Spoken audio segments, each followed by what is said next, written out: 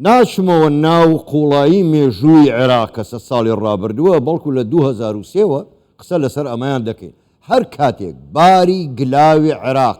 خوار بوو بێ ئەوە کورد بووە دەستی داوەتە ئەو بارە گلاوە و عێراقی ڕاست کردوێتەوە. ئەم حکوومەتەی ئێستاش ئەگەر کورد نەبوایە و بە دیاریکراوی پارتی دیموکراتی کوردستان نەبوایە ئەم حکوومەتە پێک نەدەهات. ئەم جارش کورد دەستی دایەوە باڵی و لە باری گراوی حکوومەتی عێراقیش. بابزانین ڕێکەوتنەکان لەگەڵمان ڕازگۆ دەبن ئەو ڕێکەوتنی کە کراوە جێبەجێی دەکەن جارێکی کە دەست ناخەنەوە بینەقاقای خەڵکی کوردستان و وەکو لە سەردەمی مالیکیەوە لە 2014ەوە بودجەی خەڵکی کوردستان نابڕن. لەسەرم بابەتانە قسەی زیاتر دەکەین بە میوانداری زۆر بەڕێز دکتۆر عەبدولحەکیم خسرۆ سەرۆکی فەرمانگەی هەماهەنگی و بەدواداچن لە حکوومەتی هەرێمی کوردستان. ڕاستە و خۆ لە ستۆدیۆی ژووری هەواڵ لە لامان میوانە کاک دکتۆر زۆر بەخێربی گەلێک سوپاس بۆ بەشداریکردنیشتان لەگەڵمان لەم گەشتەی ژووری هەواڵ. زۆر باشە بۆ خۆ دەزانی ئەگەر کورد نەبوایە بە دیاریکراویش پارتی دیموکراتی کوردستان نەبوایە ئەم حکوومەتەی ئێستای سوودانی پێک نەدەهات چونکە مەحاو بوو با هەموو جۆرێک. باشە لە بواری شایستە داراییەکانی هەرێم ئەوەندەی بکرێت چی جۆرە ڕێکەوتنێکتان لەگەڵدا ئەنجام داون؟ ئەوەی کە گرنگە پرۆژە بودجەی 2021 کە بەشە بودجەی هەرێمی کوردستانی تیا بوو تا ئێستا شایستە داراییەکانی حکوومەتی هەرێمی کوردستانیان ڕەوانە نەکردووە و ئەوەی کە یەک لەسەر 2021 کە پێویست بوو لە 2022 خەرج بکرێت بە هەمان شێواز بەشە بودجەی هەرێمی کوردستان خەرج نەکراوە سەرڕایەوەی کە مەرجێکی تیا بوو بڵێن یاسای بودجەی عێراق بەوەی کە پێویستە وردبینی بکرێت لەلایەن وردبینی داهات و خەرجی هەرێمی کوردستان بکرێت لەلایەن دیوانی چاودێری دارایی اتحادی و هەرێمی کوردستان.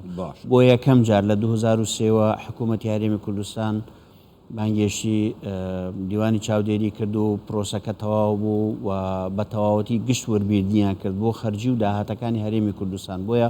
راپۆرتیان تەواوە و ڕەوانەی حکوومەتی اتحادیان کردووە یان ئەنجومەنی وەزیرانی حکوومەتی عێراق. لە هەمان کاتیشدا ئەوەی کە پەیوەستە بە گشت داتاکانی نەوت و هەناردەکردنی نەوتی هەرێمی کوردستان بە شێوازێکی فەرمی بۆ حکوومەتی اتحاد ڕەوانە کراوە. بۆیە پێویست بوو بەشە بودجەی هەرێمی کوردستان ڕەوانە بکەن بەداخەوە تا ئێستا نایانوە لە ڕێککەوتنی جێبەجێکردنی کارنامەی کابینەی محەممەد شیع سوودانی هاتووە کە پێویستە ئێمە قسە لەسەر یاسای بودجەی 2021 بکەین بەوەی کە پشکی هەرێمی کوردستان چەندە و پێویستە چەند ئێستا وەرگرین. لە هەمان کاتیشدا قسە لەسەر پرۆژە یاسای 2023 بکەین چونکە ئێستا ئامادەکاری دەکرێت لەسەر پرۆژە بودجەی 2023.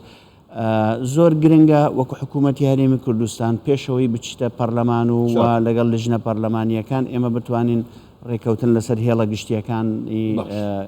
پرۆژە یاسای بودجە بکەین. زۆر باشە کاک دکتۆر بەڕاستی تۆ کۆمەڵێک مەسەلە دووروژانگ یەشێک لەوانە ئەوە دوتی چاودێری دارایی عێراق هاتوون بۆ وردبینی لێرە ئەوە بۆ خۆی پرسیارە ئەی باشە بۆ وردبینی لە خۆیان ناکەن خۆ عێراق نوخمی گەندەڵیە با لەوە گەڕین. باش تا ئێستا سەرژمێری لە کوردستان نەکراوە لە دوای 2023 بەشە بودجەی هەرێمی کوردستان بە لە 117 دانرابوو یەک دوو ساڵ دایان و دوایی کردیان بە لە 112.6 ئەویش ئەگەر نەفەقاتی سیادی لێ دەرکەی وەکو سەرۆکوەزیرانیش مەسرور بارزانی بەردەوام باسی کردووە کە ئەوانەشی لێ دەرچێ ینی لە 105 بودجەیان ناردۆ کە ئەوە چەند ساڵیشە ناینێرن باسی 200 ملیارەکە هەر ناکەین کە یەک دوو جار ناردیان و تەواو. ینی ئەم جارە چاوەڕوانی لە سەدا چەند دەکەن ئەمە زۆر گرنگە لە سەدا چەنی بودجە و ئایا ئێوە لە نووسینەوەی یاسای بودجە بەشدار دەبن ینی پرسیارەکە دوو بەش. بەڵێ بەتەئکید ئێستا ئەو دانوستانە لەسەرەوە دەبێت کە ئێمە پشکی هەرێمی کوردستان لە کۆی گشتی ئەو بودجەی کە تەخمین دەکرێت بۆ عێراق ئێمە لە 2021 129 تریلیۆن دەستنیشان کرابوو بۆ گشت عێراق و لە چوارچێوەی ئەمە 12.67 بۆ هەرێمی کوردستان دانرابوو. ئەوەی کە لە تەنانە سەرژمێری عێراق هاتووە و بەپێی داتاکانی وزارەتی پلاندانانی عێراق ئێمە لە 14 زیاترین بۆەوەی کە پێویستە ئێمە لە چوارچێوەی ئەم داتایی کە لە وزارەتی پلاندانانی عێراق هەیە چونکە ئەو داتایی کە هەیە تعبیر لە داتای حەقیقی دانیشتوانی عێراق ناکات. خاڵێکی تر زۆر گرنگە دەستوری عێراق ئاماژەی بەوە کردووە کە ئەو ناوچانەی کە زیانیان پێکەوتووە لە سەردەمی ڕژێم پێویستە ئاوادانی بکرێنەوە پێویستە بودجەی تایبەتیان بۆ تەرخان بکرێت. بەداخەوە لە 2023 تا ئەمڕۆ 4000 گوندی هەرێمی کوردستان وێران کران بەڵام نەیانتوانی تا ئێستا کە بەشە بودجەیەکی بۆ دابنێن بۆی کە یارمەتی ئەو خەڵکە بدەین بگەڕێنەوە گوندەکانیان و ناوچەکانیان جگەلەوەی کە خۆمان دەزانین لە سەردەمی ڕژێمی بەعس هەموو ناوچەکانی کوردستان زەرەریان بینی و زەرەریان لێدرا. ئەم بابەتە پێویست دەکا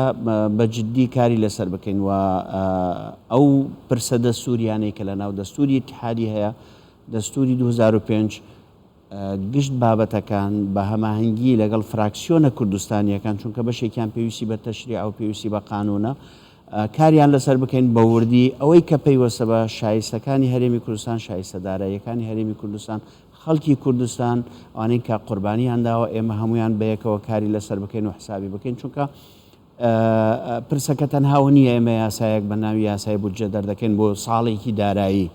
بەڵکو پرسەکە ئەوەیە چۆن استراتیژیەتێکی مالی بۆ گشت عێراق و بۆ هەرێمی کوردستانیش دادنین بۆ داهاتوو بۆەوەی کە بتوانین مامەڵە لەگەڵ هەموو ئەم پرسانە بکەین. باشە ینی کەواتە کاک دوکتۆر هەوڵێکەیە بۆ ئەوەی جارێکی کە یاسای بودجە هەموو ساڵێک کورد نەچێتەوە بۆ ئەوێ و بکەوێتەوە دانوستان لەگەڵیان پرسێکی وا هەیە کە ئیتر سابیت بکرێ بۆ چەند ساڵێک هەتاکو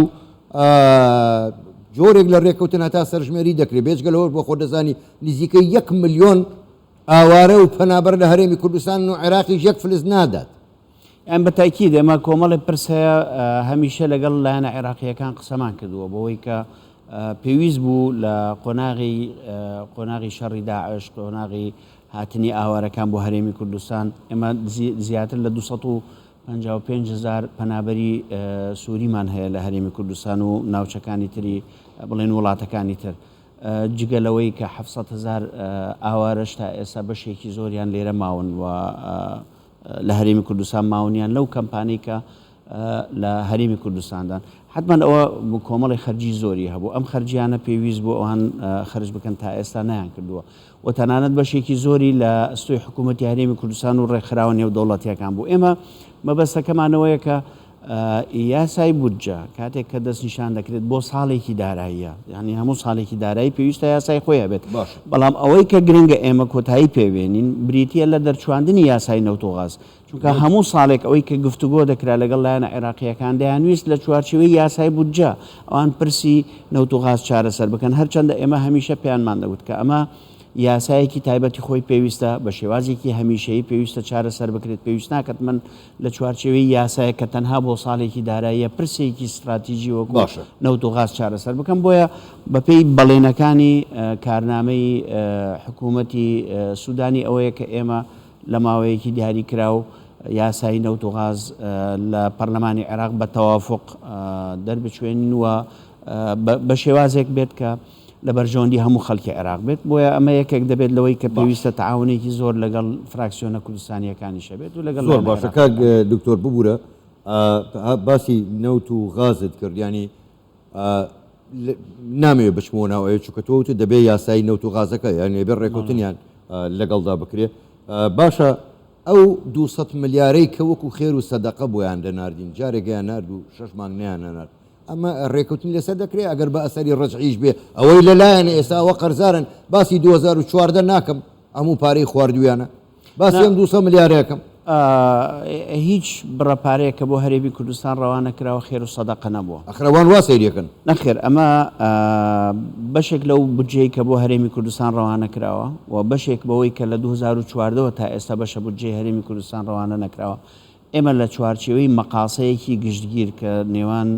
دیوانی چاودێری دارایی اتحادی و دیوانی چاودێری دارایی هەرێمی کوردستان بەیەکەوە ئەنجامی دەدەن و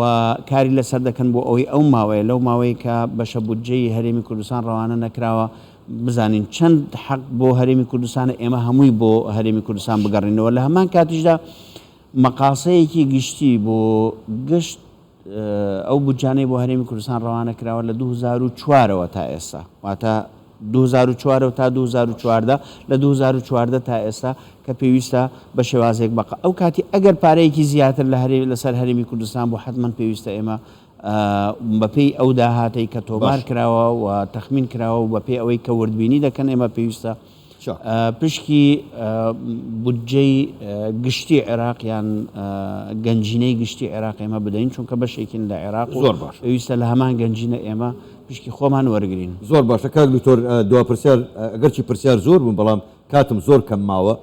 با زۆر بە ڕاشکاوانە لەسەر ئەمەیان قسە بکەین.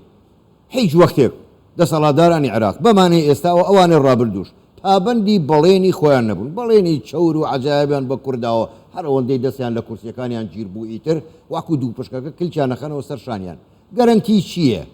ئەم جارە